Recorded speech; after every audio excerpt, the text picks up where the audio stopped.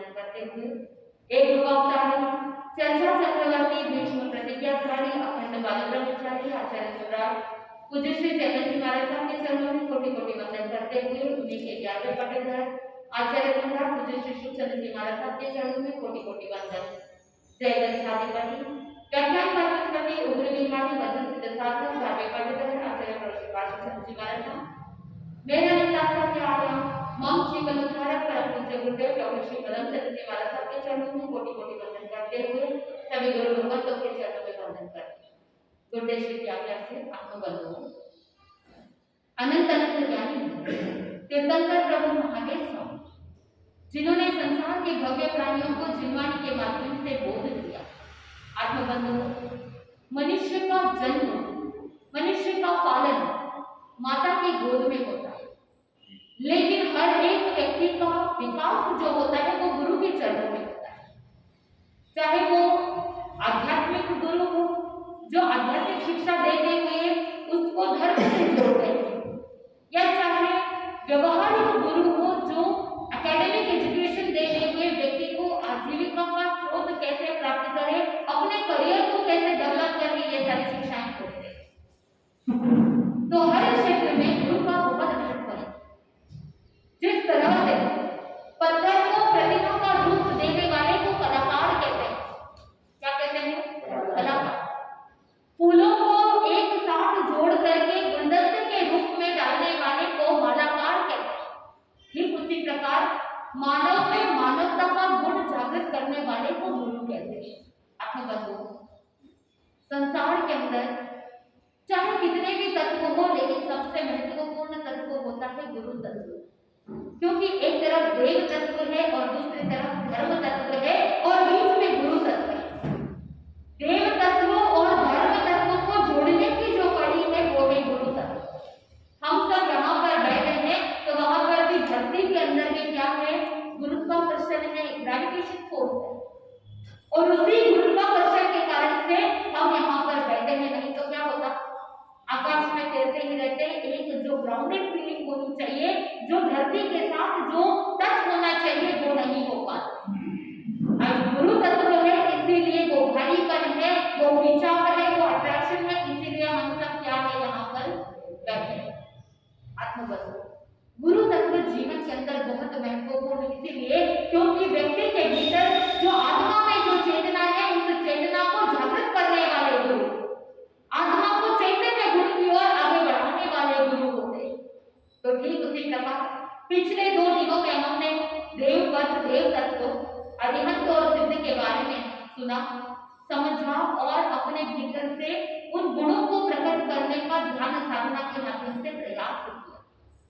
आज आएंगे ओलिकम आराधना का तीसरा दिवस और तीसरे दिवस के दिन 9 पद में तीसरा पद आता है नमो आगे दिया, यानी तीसरा पद आचार्य, यानी गुरु पद 3 होते हैं, आचार्य, उपाध्याय और साधु।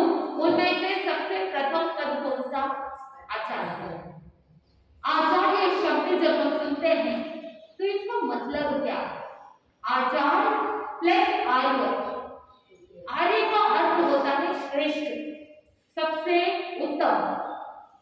जिनका आचार श्रेष्ठ हो, जिनका कोड ऑफ कॉन्डक्ट श्रेष्ठ हो, जिनका कैरेक्टर श्रेष्ठ हो, जिनका चारित्र श्रेष्ठ हो, वो क्या कहलाते हैं? आचार्य।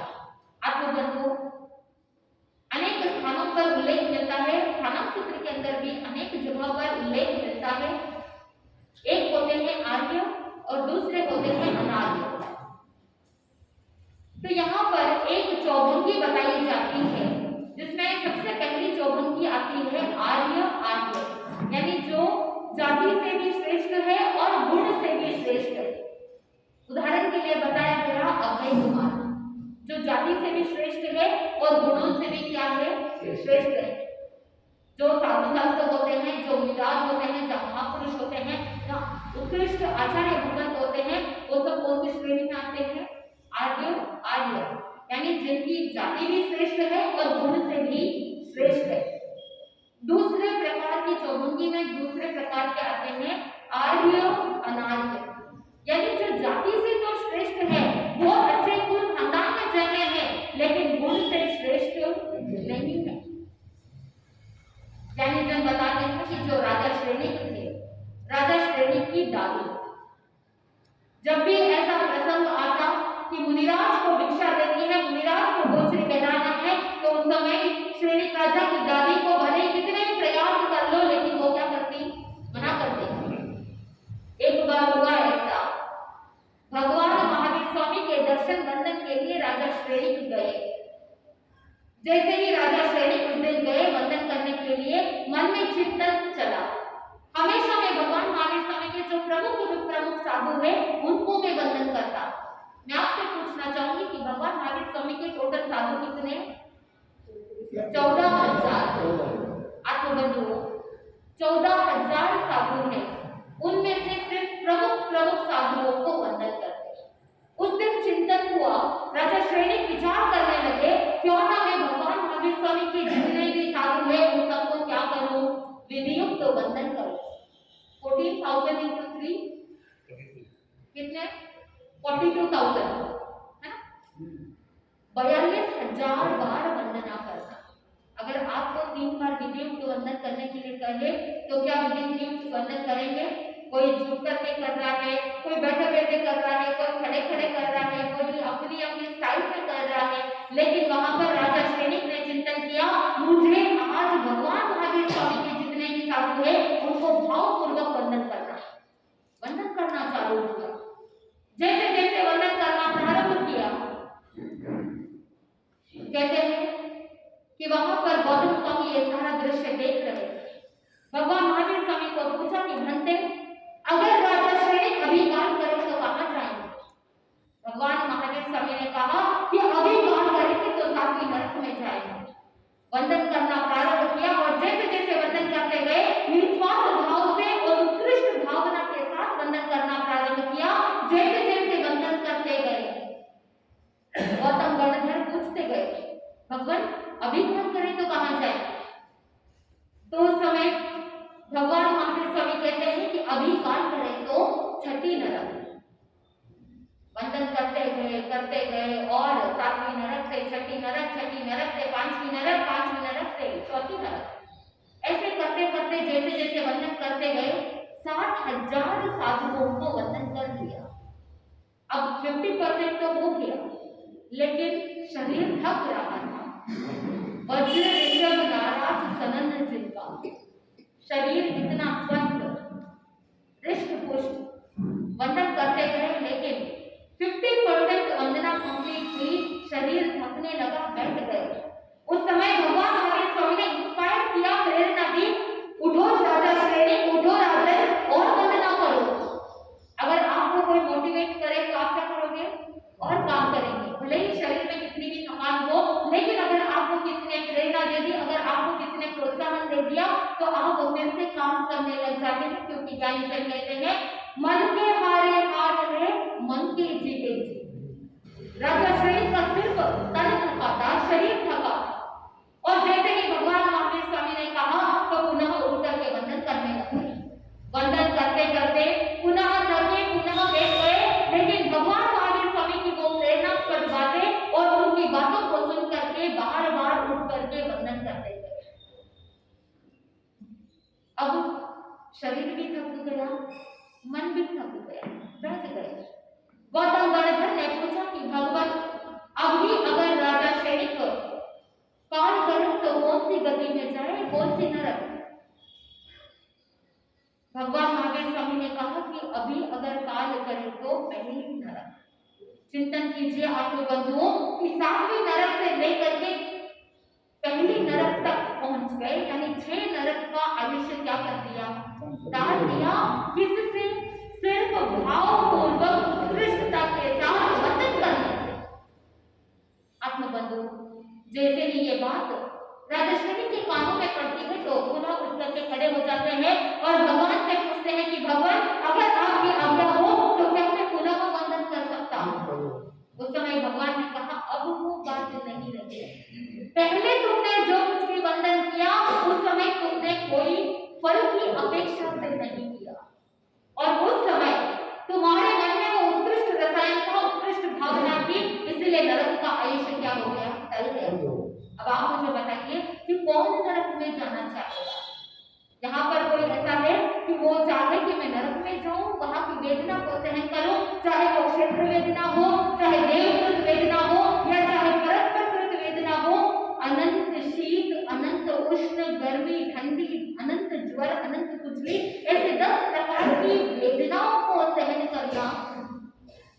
कौन जाना चाहेगा नरक में?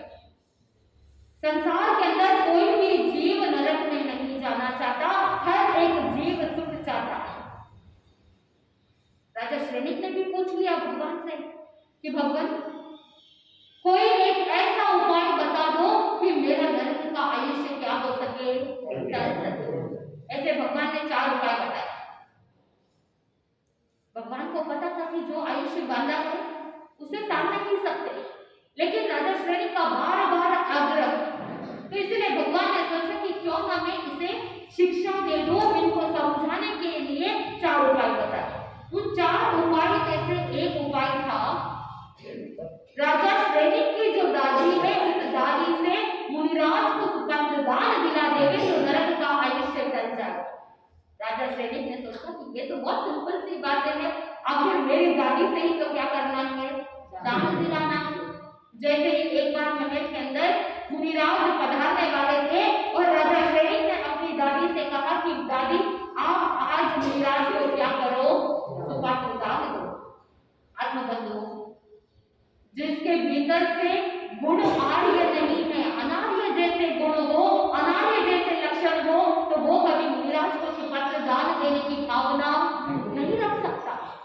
वो दादी सोचने लगी कि मैं कैसे न कैसे करके ये सुपुत्रदान देने का कार्य टाल सकूं। दासी को कह दिया कि तुम दे दो। उस समय राजा श्रेणी ने कहा, क्योंकि राजा श्रेणी को तो अपना नरक का आयुष्य टालना था, तो राजा श्रेणी ने कहा कि नहीं नहीं, दादी से नहीं, आज तो दान कौन देगा, आप स्वयं दोगे। दादी को कहा। अब दादी सोची कि कोई तो कोई उपाय करूं, तो उसने क्या किया कि एक बहुत बड़ा चम्मच को हाथ से बांधा और हाथ से बांध करके जब वो दान देने लगी मुनिराज को, मन के अंदर ये चिंतन कि ये दान मैं नहीं दे रही, ये दान कौन दे रहा है, चम्मच दे रहा है। आत्मबंधुओं, ये है आर्य अनार्य, यानी जाति से तो आर्य है, अच्छे घर परिवार में, अच्छे कुल खानदान में, राजकुल में जन्मे, लेकिन गुण कैसे हैं, अनार्य जैसे। तो चौपाई के अंदर पहला आता है आर्य, जहां पर उदाहरण आता है अभय कुमार का, जो स्वयं तत्व का ज्ञानी था, स्वयं परमात्मा की सेवा करने वाला था, जाति से भी संपन्न था और गुण से भी संपन्न था। दूसरी चौपाई के अंदर दूसरा आता है आर्य अनार्य, जो है राजा श्रेणी की दादी। तीसरा आता है अनार्य आर्य, यानी जाति से तो अनार्य है लेकिन गुण से आर्य है। हरिकेशी बल मुनि का वर्णन आता है, जो चांडाल कुल में जन्मे, शरीर इतना कुरूपवान है, शरीर के अंदर बहुत ज्यादा कालापन है, देख करके लोग तिरस्कार कर देते, लोग उसको दुष्कार देते। एक बार बचपन के अंदर जब सभी लोग खेल रहे थे, हरिकेशी बल को कोई खेलने नहीं देता, कोई अपने साथ नहीं मिलाता, क्योंकि देखने में कैसा है, काला है, कुरूप है। जाकर के पेड़ के नीचे बैठ गया, उदास था। और उसी समय उस उद्यान में एक सर्प जाता है, लेकिन कोई टेंशन नहीं लेते हैं उस गार्डन के अंदर, उसे जाने दिया। थोड़ी देर में एक और सर्प आता है जो जहरीला है, विषैला है, और उसे लोग पकड़ करके मार रहे हैं, उसे उठा करके फेंक रहे हैं। सिर्फ ये एक दृश्य है, लेकिन जो ज्ञान प्राप्त करना चाहता है वो किसी से भी ज्ञान को प्राप्त कर सकता है। आत्मबंधु, ज्ञान हरिकेशी बल ने भी प्राप्त कर लिया। मन में चिंतन किया कि जहर जिसमें होता है उसी को लोग क्या करते हैं, मारते हैं, उसे तिरस्कार करते हैं, उसे फेंक देते हैं, उसे बहिष्कृत कर देते हैं, उसे साथ में नहीं रखते। लेकिन अगर जिसमें सर्प में विष नहीं है, जो जहरीला नहीं है, जो किसी को हार्म नहीं करता, जो किसी को कष्ट नहीं देता, ऐसे सर्प को कोई कुछ नहीं करता। समझ में आ गई बात? दोष दूसरों के अंदर नहीं, जो मुझे दुष्कार रहे हैं, तिरस्कार कर रहे हैं। मेरे अंदर जहर है, मेरे अंदर दोष है, इसीलिए मुझे लोग क्या कर रहे हैं, दुष्कार रहे हैं, तिरस्कार करते हैं। इमीडिएटली जो नेगेटिव थिंकिंग बचपन से चल रही थी कि सब लोग मुझे साथ में नहीं रखते, कोई मुझे साथ में खेलने के लिए नहीं देते, कोई मुझे अच्छे से मुझसे बात नहीं करते, ये सारी जितनी भी चीजें चल रही थी नेगेटिविटी, वो सारी की सारी इस एक दृश्य से चेंज हो गई। जाति से तो अनार्य थे, लेकिन अपनी थिंकिंग के कारण से क्या बन गए? आर्य बन गए। पॉजिटिव थिंकिंग इतनी अच्छी सोच बन गई कि आगे चल करके हरिकेशी मुनि बन जाते हैं और उत्कृष्ट चर्या का पालन करते हुए, संयम अंगीकार करते हुए अपनी आत्मा का अंतर्गत कर देते हैं, अपनी आत्मा का कल्याण कर देते हैं। ये तीसरा भंग है अनार्य आर्य, और चौथा भंग है अनार्य अनार्य, यानी जाति से भी अनार्य है और गुण से भी क्या है? अनार्य। काल चौकड़ी कसाई का वर्णन आता है, जिसका नियम था कि प्रतिदिन 500 पाड़े मारना। भगवान महावीर स्वामी ने राजा श्रेणी को 4 उपाय बताए थे। उन 4 उपाय में से एक तो मैंने आपको बता दिया था। दूसरा उपाय ये भी था कि काल चौकड़ी कसाई का एक दिन की हिंसा क्या कर देना? रोक देना। अगर वो एक दिन हिंसा रोक देवे तो तुम्हारी पहली नरक की आयु क्या हो सकती है? टल सकती है। राजा श्रेणी ने भेजा काल चौकड़ी कसाई को, कर्मचारियों को भेज करके कहा कि आज तुम्हें क्या नहीं करना है? हिंसा नहीं करनी। कर्मचारियों की बात नहीं सुनी। उसके बाद राजा श्रेणी ने सोचा कि आज कैसे भी करके काल चौकड़ी कसाई की हिंसा रोकनी है, तो सैनिकों को भेजा। साम दाम दंड भेद सब प्रयोग किया, सैनिकों को भी भेजा, लेकिन कसाई तो कसाई था। आखिर उसने कह दिया कि मेरा तो नियम है, चाहे कुछ हो जाए लेकिन मेरा नियम टूटने वाला नहीं है। अब सैनिकों से भी बात नहीं मानी, तो आखिर में राजा श्रेणी को गुस्सा आया और राजा श्रेणी ने उसे कुएं के अंदर, जो सूखा कुआं था, उस कुएं के अंदर उल्टा लटका दिया। भयंकर गर्मी का समय, और इतनी गर्मी के अंदर उसने सोचा कि मेरा तो नियम है 500 पाड़े मारना, कैसे भी करके 500 पाड़े मारने हैं, चाहे द्रव्य से करो या चाहे भाव से करो। तो उस समय उसने क्या किया कि अपने शरीर से मेल निकाल करके पाड़े की आकृति बनाई, पाड़े को बनाया और उसी मेल से उसने तलवार बनाई और खंजर बना करके उसकी गर्दन को काट दिया। ऐसे करते करते पूरे दिन में द्रव्य से तो कोई हिंसा नहीं हुई, लेकिन भाव से क्या हो गई? हिंसा हो गई। तो जिस तरह से राजा श्रेणी ने प्रयास किया कि हिंसा को रोकना, लेकिन वहां पर हिंसा रुकी क्या? द्रव्य से तो रुक गई, लेकिन भाव से हिंसा नहीं रुकी। आत्मबंधुओं, वो काल चौकड़ी कसाई जो जाति से भी अनार्य था और गुण से भी अनार्य था, काल करके वहां से सातवीं नरक में जाता है। आत्मबंधुओं, इन 4 भंग में से हमको चिंतन करना है कि हम कौन सी कैटेगरी में आते हैं। जाति से आर्य होना और साथ में गुण से भी आर्य होना अति आवश्यक है।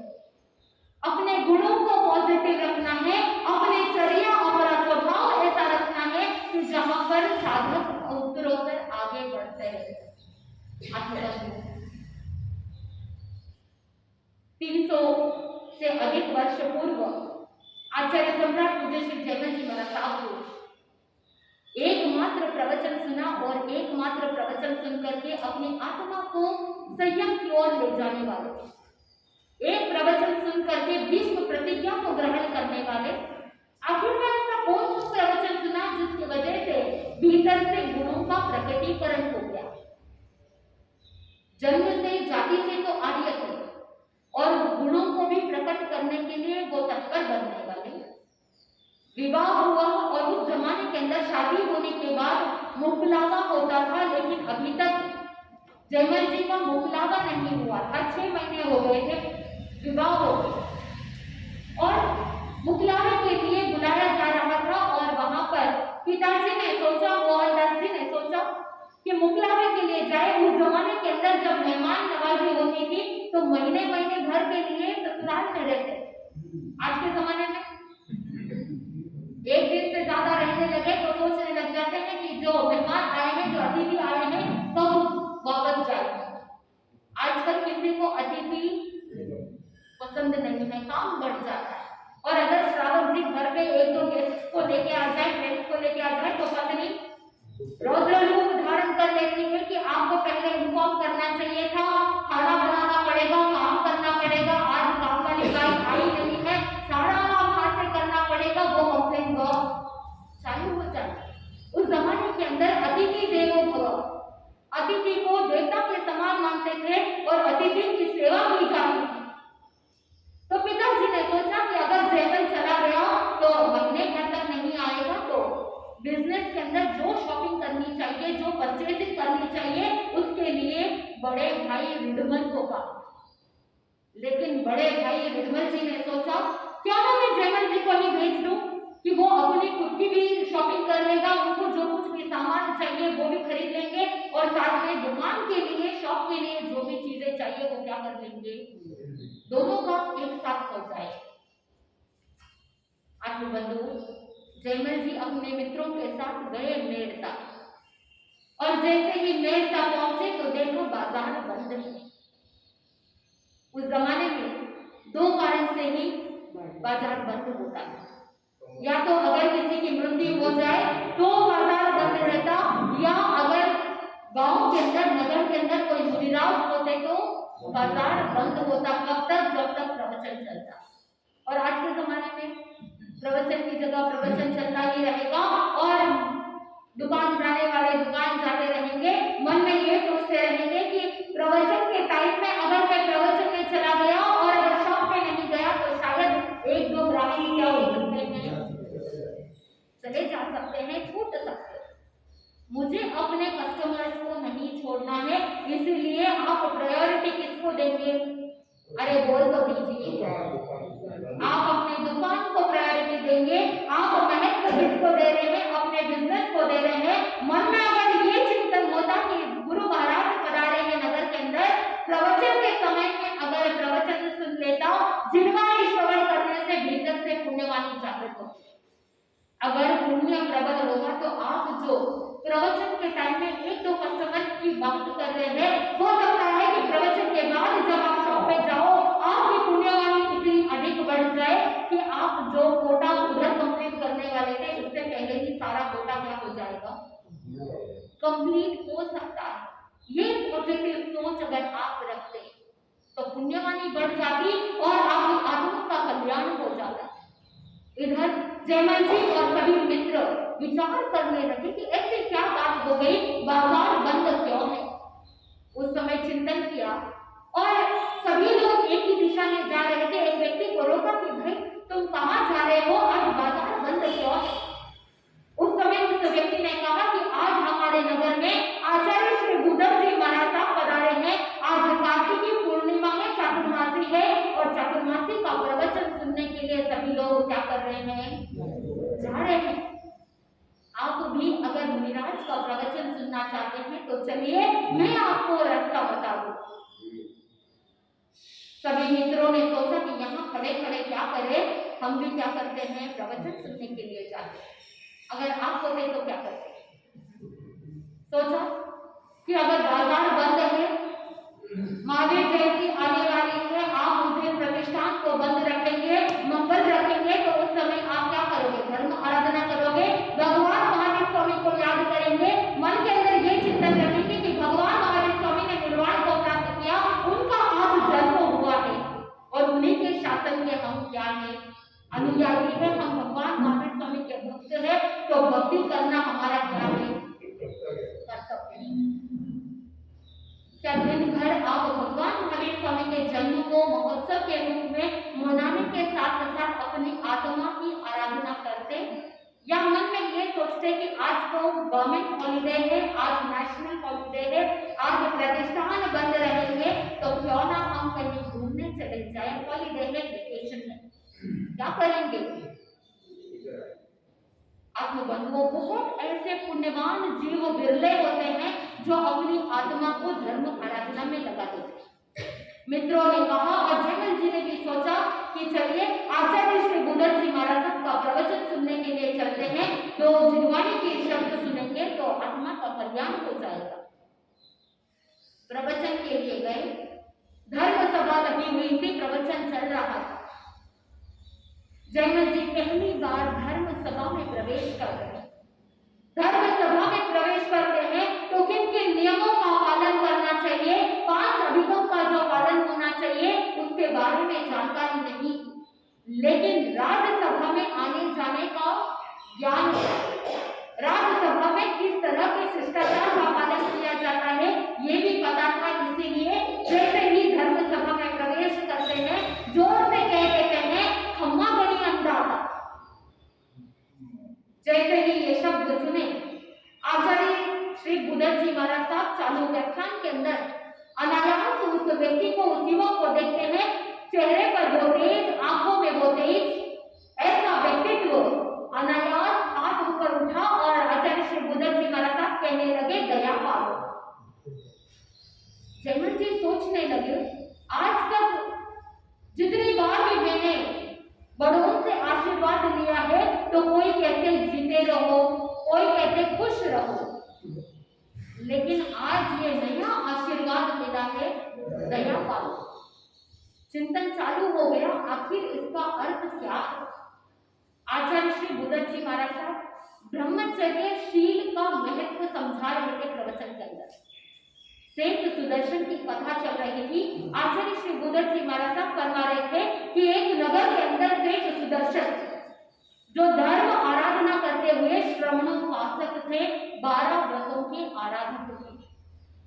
आत्मबंधुओं, जो 12 व्रतों की आराधना करता है वो श्रावक, केवल टाइटल से नहीं, सिर्फ जाति से आर्य नहीं, गुण से भी क्या है आर्य है, कि अपने प्रैक्टिकल लाइफ में भी व्रतों का पालन कर रहे हैं, तो टाइटल से भी श्रावक कहलाते और वास्तव के अंदर भी क्या है गुण से भी श्रावक है, श्रवणोपासक है, यानी श्रवण की उपासना करने वाले श्रवणोपासक।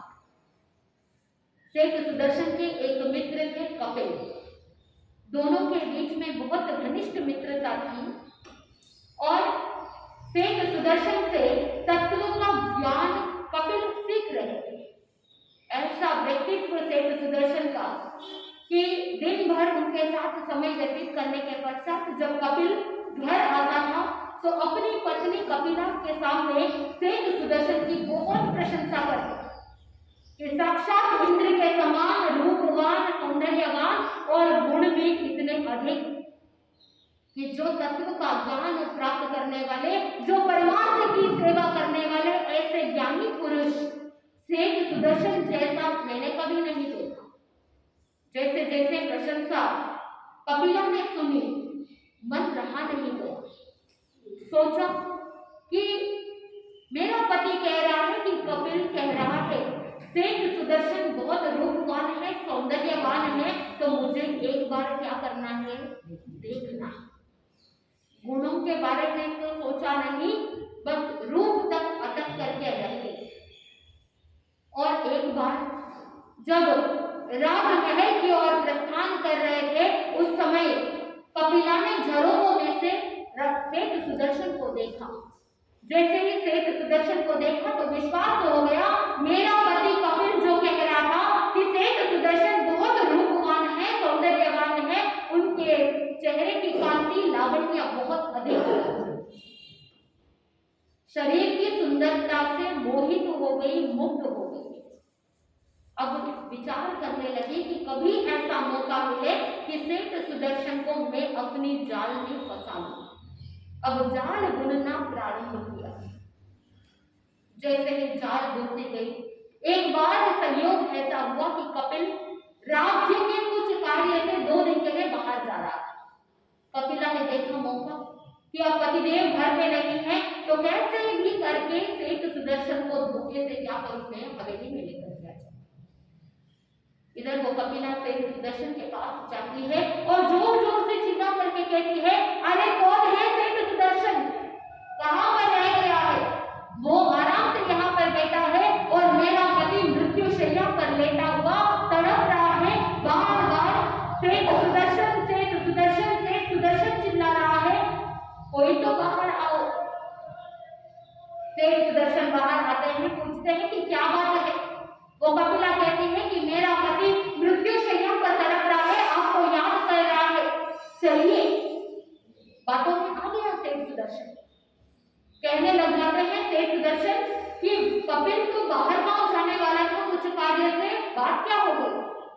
वो कपिला कहती है कि तबीयत ठीक नहीं थी, इसीलिए बाहर नहीं गए, घर पर ही है। बातों में आ गए और जैसे ही सेठ सुदर्शन हवेली के अंदर घर में प्रवेश करते हैं, प्रवेश करने के बाद कपिला इशारा करती है। वो सेठ सुदर्शन पूछता है कि कहाँ है कपिल? वो इशारा करती है ऊपर और घर का जो दरवाजा है उसको बंद कर देती है। सेठ सुदर्शन ने पूछा कि दरवाजा क्यों बंद कर रहे हैं? तो उस समय वो कपिला कहती है कि कोई ऐसे चोर चक्की कोई अंदर आ जाए, ऐसे गलत लोग अंदर आ जाए, इसीलिए सेफ्टी के लिए मैं क्या कर रही हूँ, बंद कर रही हूँ। सेठ सुदर्शन को कुछ अजीब लगने लगा और जैसे ही ऊपर गया तो कहीं पर भी कपिल नजर नहीं आया। वो कपिल कहाँ होता? वो तो बाहर गांव गया हुआ है। कपिला ने सोचा कि अब सेठ सुदर्शन मेरे कब्जे में है, अब मैं जो चाहूं वो कर सकती हूँ।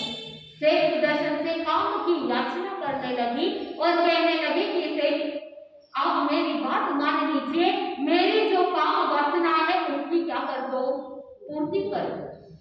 लेकिन सेठ सुदर्शन तो सोचने लगे क्या करूं, कैसे बचूं, मैं तो फंस गया, मुझे बातों में आना ही नहीं चाहिए था। काश मैंने अपने 12 व्रतों के अंदर और ज्यादा मर्यादा रख लेता और अगर मैं चिंतन करता कि जितनी मर्यादा रखी है दूसरों के घर में प्रवेश करने का भी अगर मैंने नियम ले लेता कि मैं किसी और के घर में प्रवेश नहीं करूं तो आज ये नौबत नहीं आती। अपने आप को कोस रहा है, क्या करूं जिसके वजह से मैं बच सकूं, दिमाग काम नहीं कर रहा है। बहुत बार ऐसा होता है कि ऐसी विकट परिस्थिति में हमारा ब्रेन काम करना बंद कर देता है। ऐसे समय में क्या करना? सेठ सुदर्शन को बस एक ही बात याद आ गई, नवकार मंत्र। नवकार मंत्र का स्मरण करना चालू किया और जैसे जैसे नवकार मंत्र का स्मरण करना प्रारंभ किया, माइंड काम करना चालू कर देता है, युक्ति निकल जाती है, उपाय मिल जाता है। उस समय राजा के सेवक के रूप में राजा के अनुसरण करने वाला सेठ सुदर्शन कहने लग जाता है, तुम जो काम याचना कर रहे हो मैं उसका पूर्ति नहीं कर सकता क्योंकि मैं नामर्द हूं। क्या कह दिया? मैं नामर्द हूं। तुम ये बात किसी से मत कहना। जैसे ही बात सुनी कि मैं नामर्द हूं तो उस समय कपिला ने एक झटके में दुत्कार दिया और कह दिया, चलो यहां से निकल जाओ। सेठ सुदर्शन तो यही चाहते थे कि कैसे भी करके छुटकारा हो जाए। वो कपिला कहने लग जाती है कि मैंने तुम्हें षड्यंत्र से यहाँ पर बुलाया और ये जो भी हुआ है इसके बारे में बाहर जाकर के किसी को भी मत कहना। सेठ सुदर्शन ने देखा कि मौका अच्छा है और उसने कह दिया कपिला से कि तुम भी ये बात किसी को मत कहना कि मैं क्या हूं ना हूं। दोनों ने डील फिक्स कर दी और सेठ सुदर्शन वहां से निकल जाता है, चला जाता है। सेठ सुदर्शन के भीतर जागृति हुई और 12 व्रतों में अपनी जो मर्यादाएं रखी थी उसको और ज्यादा सीमित कर दी। अब कौशलशाला के अंदर नियमित रूप से धर्म आराधना करना प्रारंभ किया और एक बार हुआ ऐसा कि वार्षिक नगर के अंदर कार्तिक महोत्सव हुआ और इस कार्तिक महोत्सव के अंदर नियम था राजा का कि जितने भी प्रजागण है सभी को इस महोत्सव में उपस्थित रहना है, कोई भी घर के अंदर नहीं रह सकता।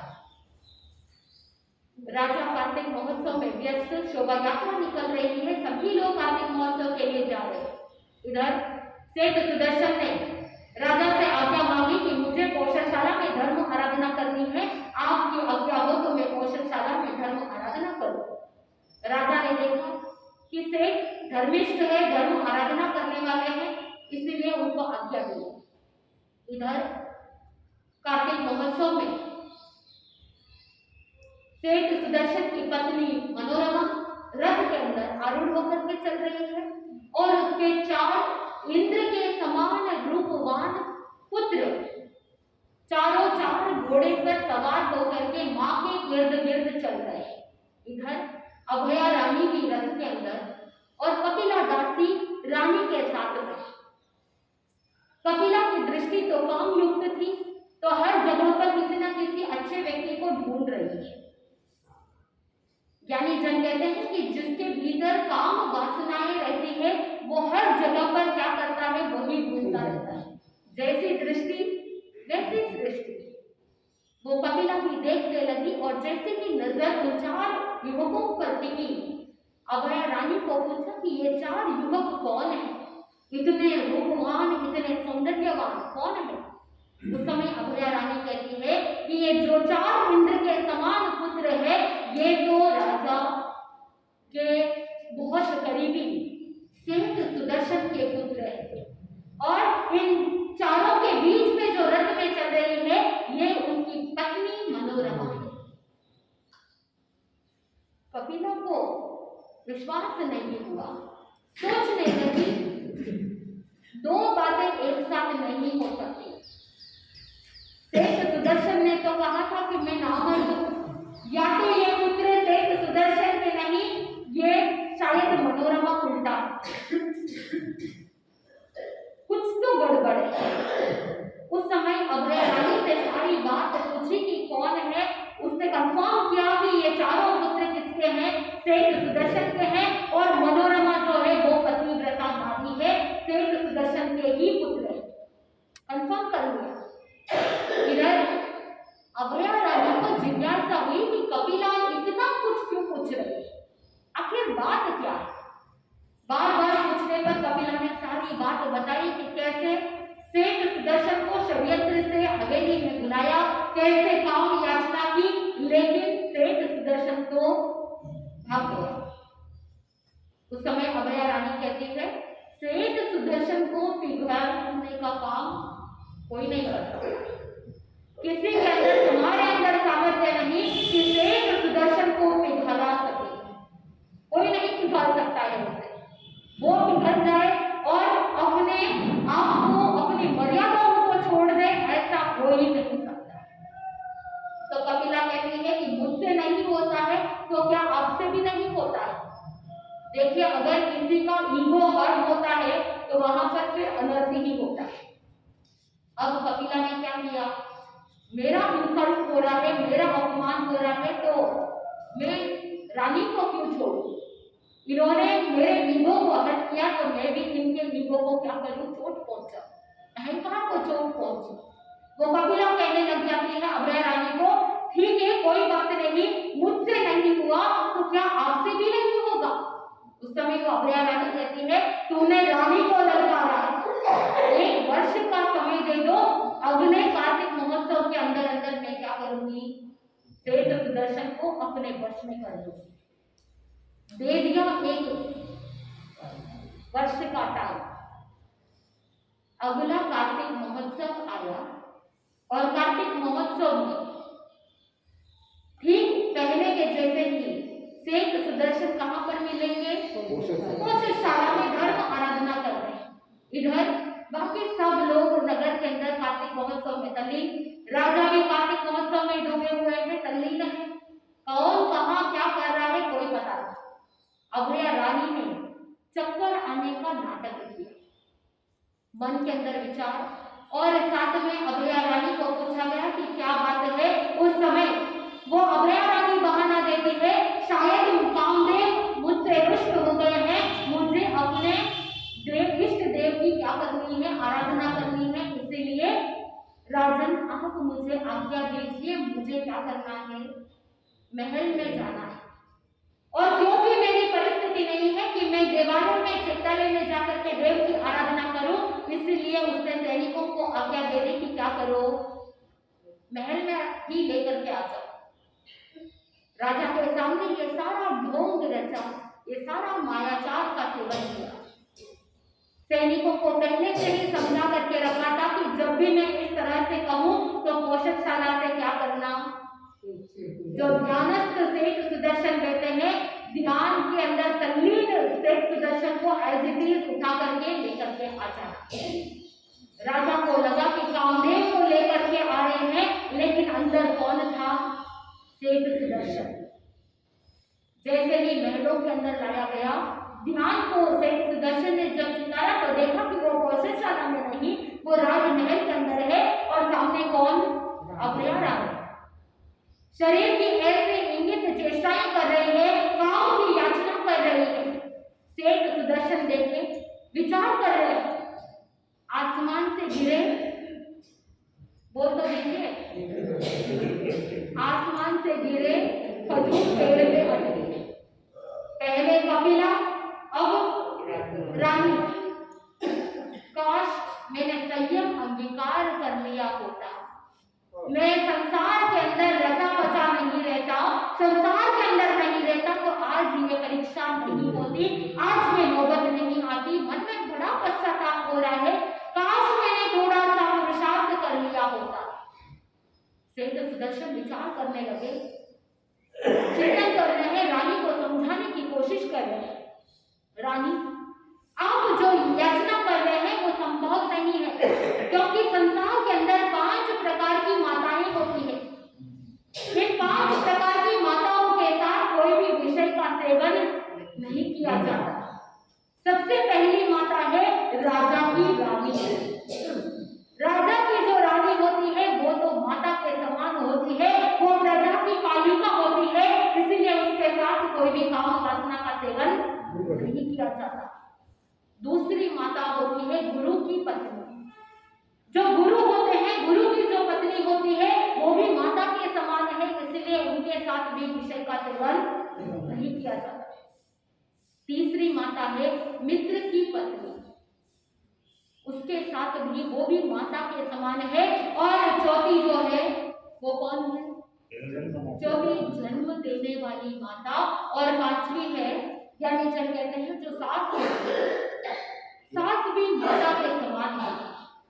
राजा की रानी, गुरु की पत्नी, मित्र की पत्नी, खुद की सास और स्वयं की खुद की सगी माता।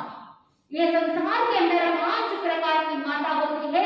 इन 5 माताओं के साथ विषय सेवन नहीं किया जाता, इसलिए हे रानी, आप तो राजमाता है, आप तो माता तुल्य है, इसलिए ये गलत बात मत कीजिए। लेकिन जिसको काम का बुखार चढ़ा हुआ हो उसे कुछ भी दिखाई नहीं देता। आंखों से व्यक्ति अंधा हो तो भी उसका जीवन आराम से चल सकता है, लेकिन जो कामांध व्यक्ति होता है, जो काम के अंदर अंधा हो जाता है, उसे सही और गलत की पहचान नहीं होती। बार बार याचना कर रही है, आखिर में अभया रानी को आया गुस्सा और म्यान में से तलवार निकाली। सीधी तरीके से अगर मान जाते हो तो ठीक है, नहीं तो शरीर से गर्दन क्या कर दूंगी, अलग कर दूंगी, धमकाया। लेकिन सेठ सुदर्शन विचलित होने वाले नहीं।